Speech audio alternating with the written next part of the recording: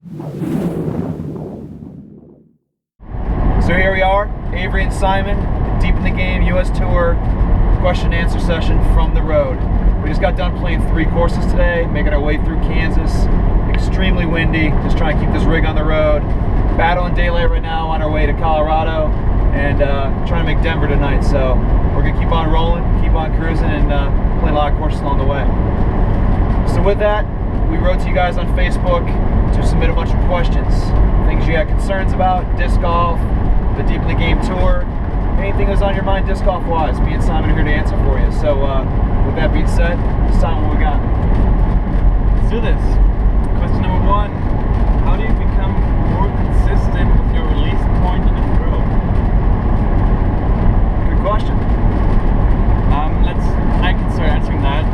I believe that consistency always comes with time and practice. If you have your form down, it's about practicing every day and doing this field work out there. That will help you just be more consistent out there. And also, before I throw, I always like to visualize my line to see where I want to release the disc, to see what angle I want to release the disc, just see the line I'm going to throw it. That kind of helps me. Definitely repetition, going through lots and lots of repetition on the practice field, doing field work, and just really going through on your technique and picking your line, picking your release angle, picking where you want to release the disc out in front of you, and just trying to find that timing. Timing is everything. You don't want to be a split second early or a split second late. You want to be right on time, hit that contact point, hit that hit point, that release point. And the more and more you do it, you'll find it. The more and more you're out there working on it, you'll find the ones that just click. We've been doing it for so long, we've been playing so many years, it kind of comes naturally. But sometimes we got to remind ourselves of the release point, of the hit point, and practice everything. Get out there in the field, throw some shots. Sir. Is the Deep in the Game Tour making any stops in Iowa this year? Is the Deep in the Game Tour making any steps in Iowa this year? So with that, in the spring, we did a whole spring tour throughout the southern states. And with that being said, of course we're going to be in the north eventually. We want to stay in the south, obviously for the springtime, warmer weather, better conditions. Even though this winter or this spring was really rainy and really cold, it was probably a lot worse up north. So we're waiting for this summer tour, waiting for some more tournaments to be up in the northern states. And yeah, of course, late season, after World Championships, August, September, we're going to be through the northern states, and we'll release a Deep in the Game tour schedule eventually, and we'll try to get that in the next month or 2. Yeah, we'll be there. I will be glad to be there. I don't know what state on the list for me it's going to be, but I've been through like 15, I think, or 16 new states now, and every one has been pretty cool so far, so can't wait.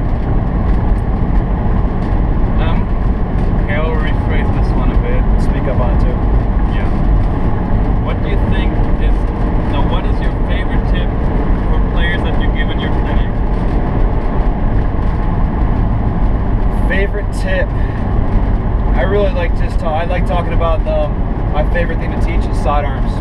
I think it's a very overlooked skill. A lot of players are one-sided by throwing backhand shots a lot of times, and there's very few players that have a good backhand and a good forehand, and have the balance of both the backhand and the forehand is a huge advantage on the disc golf course. I think I actually love throwing the forehand shots, the sidearm shots, and I love teaching them because it's a very new concept for a lot of players, and it's cool to see them throw the first, second, third time of a forehand shot and progressively get better. And us at clinics, it's really cool to watch players improve immediately on the spot, even if it's an extra 10, 20 feet on their drives. It's cool to see that immediate, improvement during a clinic. And as much as we love teaching, I love teaching the forehand shots. My favorite tip is probably going out on a course and playing around with only your putter. That will break down your form. The putter will show you every mistake you make off your release. So if you go out there and practice with your putter for weeks and rounds, you will notice a huge improvement on that clean release you will be looking for.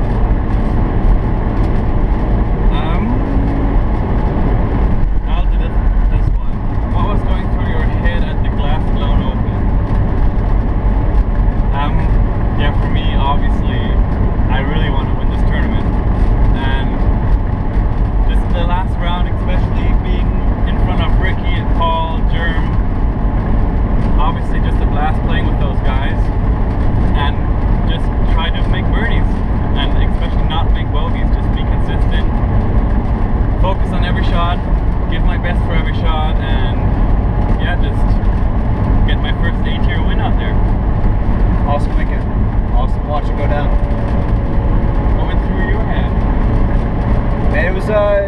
different things going through my head, obviously, but it's really about maintaining focus out there and being patient. And I didn't have the patience for it that weekend, but you know, all in all, I really feel like this certain energy flow, especially a balance of the crew. And I was really, I think I was more concerned with your round than I was my round. It was really cool to, you know, walk around after my round, go out there and follow you for the last 3-4 holes, and watch your commanding lead, but then you just take control and finish out in style. So it was great to watch, great to witness, and that's 2 wins in a row for those people counting. That's a B tier in Georgia, and then the A tier in Kansas. So making our way west, and more tournaments to come. How do you keep your head in the game when you made a few bad shots? How do you keep your head in the game after making a few bad shots? Obviously, easier said than done a lot of times, but it's really just breaking down shot per shot, hole per hole. Each hole is an individual mission, in a sense. It's not 18 holes, it's 18 individual holes. And if you let one hole drag down the rest of your round, you're really mentally, you're letting your whole round break down. But you just got to take it shot for shot. You can't let that one shot affect your next hole or your next shot. And like I said, easier said than done a lot of times, but breathe, take a deep breath.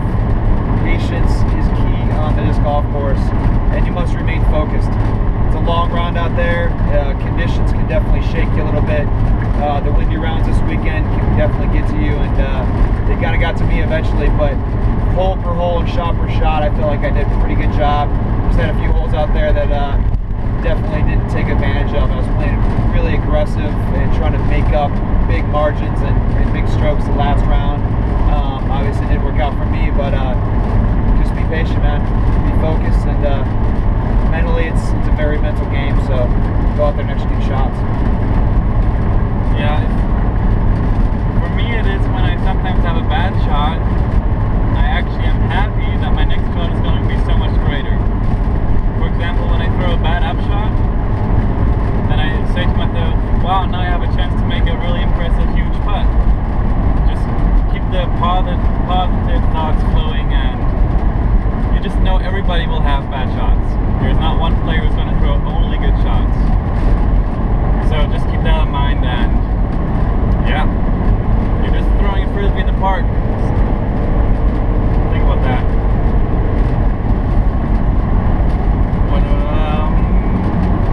What's your favorite sidearm disc and weight? For me, regardless of what the disc is, I love throwing max weight everything. Just because the max weight disc, they can handle a lot of power, a lot of torque, and they're less affected by the wind. I throw max weight mid ranges at the 180, and I throw all drivers at 175 and putters at 175 grams max weight. And with that being sidearms, I love throwing Champion Eagles. Very reliable, very consistent flying. And the reason you're throwing a sidearm a lot of times, especially me, I'm throwing it for the high percentage shot, a shot that makes sense, that goes out there and finishes off to the right side. I like to throw Eagles. They have a very predictable fade, very overstable. And then a gauge up on that, even a little more overstable, is a Champion Firebird, which I love to throw. And then at certain ranges, more distance, I love to throw Destroyers. And big distance, very overstable, I love to throw Discmania C-Line PD2s. They can handle a lot of torque, a lot of power, and they have just very predictable finish, and they go a long, long way as fast as they are for an overstable disc. Yeah, for me it's almost the same thing. Like, if you watch the final round of the Glass Blown Open, every yellow disc I throw off the tee is a C-Line PD2, and that was like on 15 holes, I believe.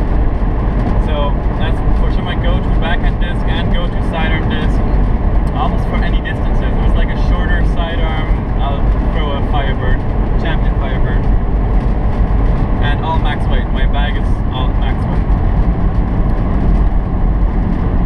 Will this mania ever start running cross-country tournaments?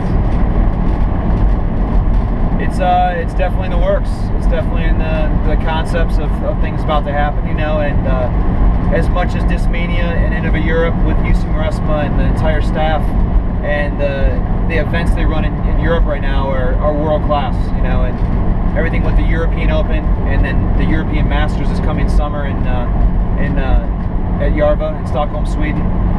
They run top-notch, world-class events, and I see a lot more events in the future throughout the world, even, and we'll see what happens with the U.S. Tour if we start dropping down some big events here as well. So I think it's all a work in progress, and look forward to big things from Discmania in the future.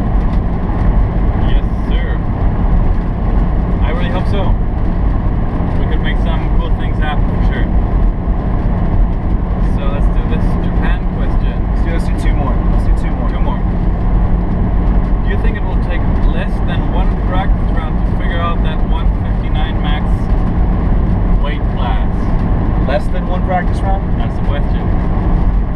No. You're going to need lots and lots of practice rounds, lots of throws. They are discs, and we throw discs for a living. That's all we do is throw discs, and we know how to throw them very well. But when you kick it down 15 grams less, it's a big difference. You're throwing about 10% of the weight off the disc, and it makes a huge difference.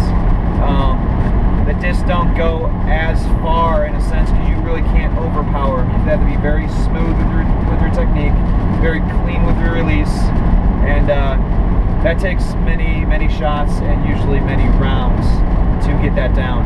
Coming from a frisbee background, ultimate background, and disc golf background, there's an adjustment period with throwing the 159.9, 160 gram Japan Open discs, and we got a national tour in Santa Cruz in the next week that we're going to be playing. But after that, I'm going to drop all the max weight, practice for about a week and a half before Japan Open, and get ready for that. Yeah, for me, I'm obviously super excited to get to Japan and play a tournament in that weight class.